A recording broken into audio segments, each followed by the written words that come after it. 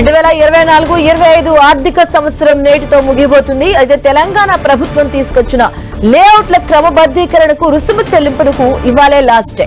అయినా ఇప్పటి వరకు చాలా మంది ఎల్ఆర్ఎస్ రుసుము చెల్లించలేదు. ఈ నేపథ్యంలోనే ప్రభుత్వం ఇప్పటికే కీలక నిర్ణయం తీసుకుంది. ఇవాళ రంజాన్ పండుగ ఉన్న సెలవు దినాల్లోనూ ఎల్ఆర్ఎస్ రుసుము చెల్లింపునకు అవకాశం కల్పించింది. నిన్న ఇవాళ ఉగాది, రంజాన్ పండుగలు ఉన్నప్పటికీ ఆన్లైన్ రుసుము స్వీకరిస్తుంది. ఇక ఈ మేరకు తెలిపింది పురపాలక శాఖ.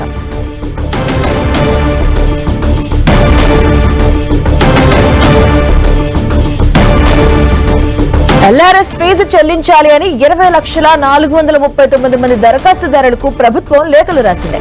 అయితే శుక్రవారం వరకు 3,25,538 మంది చెల్లించినట్టుగా స్పష్టం చేసింది.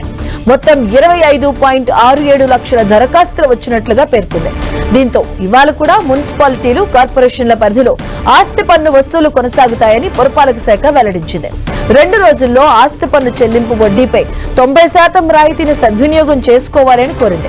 ఇవాళ రాష్ట్రంలోని రిజిస్ట్రేషన్ల కార్యాలయాలన్నీ పనిచేస్తాయని స్టాంపులు, రిజిస్ట్రేషన్ల శాఖ ప్రకటించింది. ఈ శాఖ కమిషనర్ జ్యోతిబుద్ధ ప్రకాష్ ఉత్తర్వులు జారీ చేశారు. ఇక ఆర్థిక సంవత్సరం చివరి రోజు కావడం, ఎల్ఆర్ఎస్ తదితర రుసుముల చెల్లింపులకు వీలుగా ఇవాళ సెలవు ఉన్నప్పటికీ రిజిస్ట్రేషన్ల శాఖ అధికారులు కార్యాలయాల్లో అందుబాటులో ఉంటారని స్పష్టం చేసింది.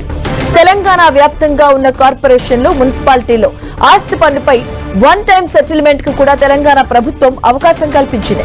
జీహెచ్ఎంసీ తరహాలో ఆస్తి పన్నుపై వడ్డీతో 90% రాయితీ ఇవ్వాలని పురపాలక శాఖ నిర్ణయించింది.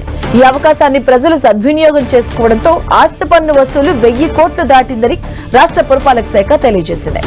రాష్ట్రంలోని కార్పొరేషన్లు, మున్సిపాలిటీల్లో కలిపి ఇప్పటి వరకు 1010 కోట్ల మేర ఆస్తి పన్ను వసూలైనట్లుగా వెల్లడించింది. మార్చి 31కి ఆస్తి పన్ను బకాయిలపై 10% వడ్డీ చెల్లించిన వారికి ఓటీఎస్ వర్తిస్తుందంటూ పురపాలక శాఖ ఉత్తర్వుల్లో పేర్కొంది. ఈ నేపథ్యంలో మార్చి 30, 31న సెలవు అయినప్పటికీ ప్రజలు ఆస్తి పన్ను చెల్లించవచ్చని తెలియజేసింది. 2 రోజుల్లో ఆస్తి పన్ను చెల్లించిన వడ్డీపై 90% రాయితీ సద్వినియోగం చేసుకోవాలని పురపాలక శాఖ సూచించింది.